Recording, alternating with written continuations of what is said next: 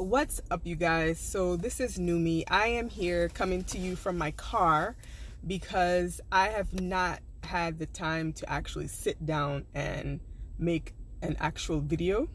So I'm just gonna use my phone, and I have a few minutes now to make a video. I'm on like a break. I have my MBME exam tomorrow. I just finished my OB-GYN rotation yesterday, which is my second rotation in my clinical clerkship. And so that's how my day has been today. So since I have like a few minutes to do a video because I'm out about to get some food, I just figured I would just go ahead and pop on here and just do a quick video about my OB-GYN rotation. Now, I do have some people that were asking me about the pediatric rotation, and I plan on doing a video on that as well. It probably will be tomorrow after my well, no, because I'm flying out tomorrow. So I don't know when I will get that up, but hopefully I will get that up before next week, just a review of what happened in my pediatric rotation, because I'll be starting my psychiatry rotation on this coming Monday. So I have to start preparing for that one. But it has been a roller coaster. It has definitely been a roller coaster, but I have definitely been enjoying every aspect of things, and just really appreciative of the preceptors that have taken their time out to spend with us and try to like teach us, and meeting new people and just learning has been really, really good. So my OB-GYN rotation was 6 weeks long, and it was very, very intense. The structure of it was basically office stuff, you know, so outpatient office where you're in office, and then of course the inpatient hospital stuff.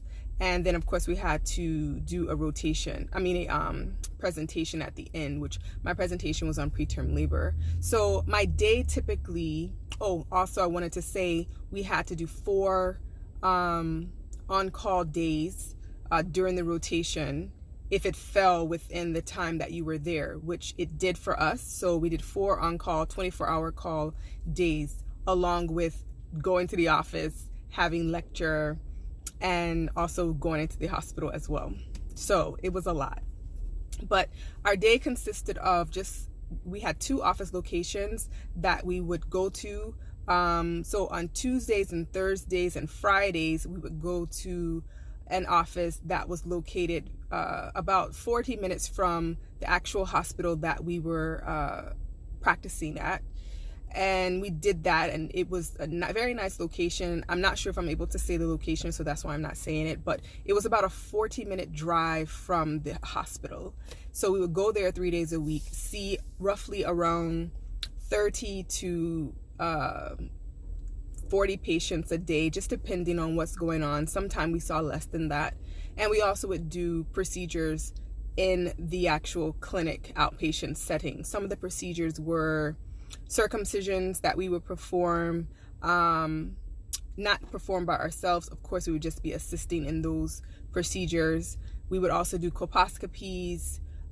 We observed cones that were being done and leaps that were being done. We of course did pap smears. Now those we did on our own. We would do like the full physical exam, and we would actually report that to the doctor or the midwife. I did that a lot, so I feel pretty proficient in that now. But that was basically our day at the office. So it started around 9 a.m. and it ended around maybe 6 or 7 o'clock at night. And then we had to make time to study when we, would get off, which was definitely hard, because after a full day of work, you're just extremely tired, and all you want to do is just go home, take a shower, and relax, because you're like on 10 all day just thinking. So you're just drained from that. Now, on the days that we did not go to the clinic because of hospital stuff, it was mostly because we had patients in labor that were at the hospital. And so with those days, we just would accompany the midwife, because our doctor actually had privileges at 2 hospitals. Now, the hospital that we had privileges at. She did not have to go all the time. She had a midwife to cover. So we went with the midwife a lot of times in that hospital for that. At the other hospital where she had privileges, we only went there just to tour. We didn't do any observation or any, assistance with anything at that hospital because we did not have privileges there. But on those days where we went with the midwife to the hospital, it was basically, help delivering babies. We actually did not physically help. It was deliver the baby. It was more there to comfort the mom, help with, making sure her legs are up, making sure we were putting towels on her head, trying to do things to get the baby down, stuff like that. So we didn't actually physically get to deliver a baby. But that's what we would do on the days that we were not in the clinic. And we also had scheduled surgeries that were with the actual doctor, and we had so many of those I can't even count how many we had of the scheduled surgeries. But we got to see multiple C-sections, hysterectomies, bilateral tubal ligations, just laparoscopic surgery, with, what did we do the laparoscopic surgery with? Oh, one of the hysterectomies was laparoscopic. We also got to see ectopic pregnancy and also a DNC. We got to see one of those. So it was very, very interesting. So we were scrubbing in and we were actually assisting in all of those procedures in the hospital, and that was really good. Then our on-call consisted of basically you wake up and you go to the hospital from 8 o'clock in the morning and you're there until 8 o'clock the next morning. Now, the fact is, which was great, we lived right across the way from the hospital. So our midwife, who was so gracious to allow us to go home to our apartment and rest versus sleeping at the hospital. And we just had to make sure that if she texted us or called us, that we were able to pick up our phones and get back at the hospital. Now, the downside to that is the hospital doesn't allow you to wear scrubs from the outside into the hospital if you're going to be doing any type of patient care. So we would have to change our scrubs when we got to the hospital and, put on the hospital scrubs and then discard them before we left and then do it all again when we came back. So that was the only downside to that, but we didn't really care because we were able to go home and rest. So that was really good. Now, that was basically the gist of the rotation. My presentation, I just actually finished that yesterday, and the physician just basically said I did a very, very good job on my presentation, and it was on preterm labor. And she offered me if I wanted to come back for an elective. She said that she would welcome me back for an elective if I wanted to do that. She also offered me a letter of recommendation, which I was very, very thankful for. As far as studying and what I used for resources, or what I am using for resources, because I'm actually taking the shelf tomorrow, I used online med ed to just study everything GYN and everything OB. And then I supplemented with Dr. High Yield on YouTube. He has very good videos just really pinpointing all the high yield things that you might come across when taking an exam. And so I've watched his videos over and over again for just OB and GYN, and it's just 2 videos, but they're about almost an hour long each of them. So I basically used that as well. And I used First Aid USMLE for CK, so 2. I think it was, what is it called? I think it's First Aid USMLE CK. So yeah, I think that's what it's called, but it's made by First Aid. It's not for step 1, it'll be for step 2. I don't have it with me, so I don't know the exact name of it, but I'm sure you guys are familiar with that follow me, that know I'm in medical school, and if you're in medical school, you know those books.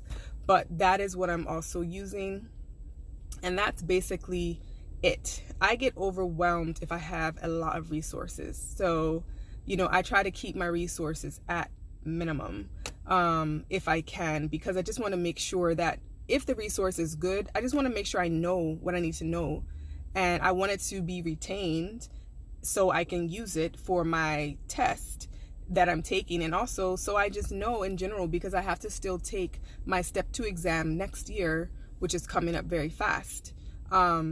The other thing that I use just to make sure that I am learning the information is I take all the NBMEs that are provided.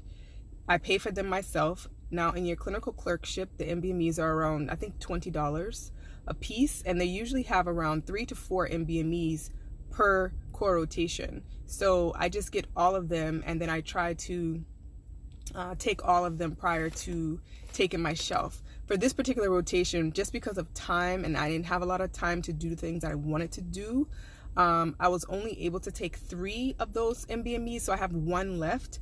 Now, my school also gives us Firecracker, which I actually do not use. Our school makes us do a quiz on Firecracker every single week. And I mean, I do the quiz because it's mandatory, but I don't really do the quiz. I just kind of click through, and you know, I don't really care about the grade. I'm just trying to get it done because it's mandatory. But they do have a pre-shelf exam that is about 100, I want to say it's only 100 questions. And that is recommended that you take that prior to taking shelf. So I am going to take that exam today. I just finished my last MBME, the 3rd one, so that's why I'm taking my break. But when I get back, I'm going to take that pre-shelf exam. And the reason why I definitely want to take it is because in my P's rotation, I took that exam, and my actual shelf exam was so similar to that exam, I actually ended up getting a grade similar to that shelf exam. So I want to take the one for OB-GYN as well. So that's what I'm going to take today. And then basically that's going to be it. I'll continue going over things before my exam, but those are the basic resources that I used. Now, I will say, because my OB-GYN rotation was so demanding, it was so hard to find that balance of study, workout, and put the energy in that you need for your rotation. So something had to give, and what gave for me was working out. Also, I will say that my diet went to the wayside, because in the hospital, oh, my phone is ringing. I have to call them back. In the hospital, we did not have a place to store anything, and so it was really not possible for us to bring like our food and stuff like that. So what we did have access to was the doctor's lounge, and then in the doctor's lounge, unfortunately, they did not give like good food. It was just junk food basically. And so I ate a lot of junk during this rotation, and I mean, I definitely feel like I've gained at least 5 to 7 pounds, because I look at it in my face. My face seems very puffy. I look at it in my clothes. So I definitely know I gained some weight this rotation. So that's the downside to having a rotation that's so demanding, or even just having a job that's so demanding. But yeah, so that's the bad thing that I can say about this OB rotation. Other than that, I enjoyed the OB rotation. Like, it was the best. I really, really enjoyed it. I remember one day I kept track of my calories because I wanted to see like how much junk I was going to eat. So I had like a food diary, and I ended up eating like 850 calories of just junk food. And it was like surprising, because I know a lot of people don't want to know what they're eating. They just feel like, oh, I didn't eat that much today. But yeah, you gained 10 pounds, and where did the pounds come from? So basically, I had banana for that day. I had like 2 packets of these big Fig Newtons or whatever. I think they're called Fig Newtons. I had 2 packets of those. Then I had like 2 bags of Doritos. And then when I added everything up, it was like 850 calories, and I could not believe it. And I still like wasn't satisfied. So, you know, that's bad. But hopefully now that I'm done with OB, I'll be able to get back on track.